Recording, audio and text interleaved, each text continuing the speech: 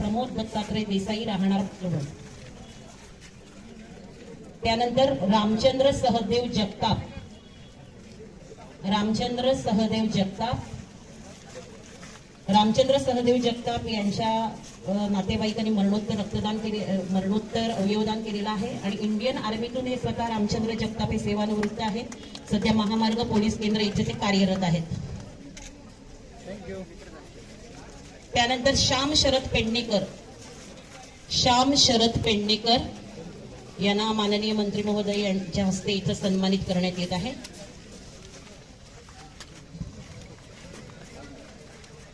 श्याम शरद पेडणेकर।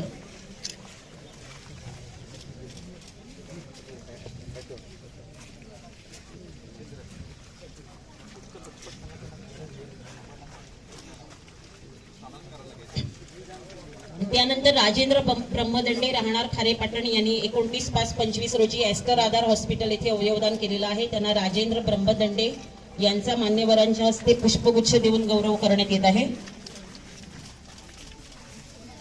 अवयवदानाच्या नंतर एसटी विभाग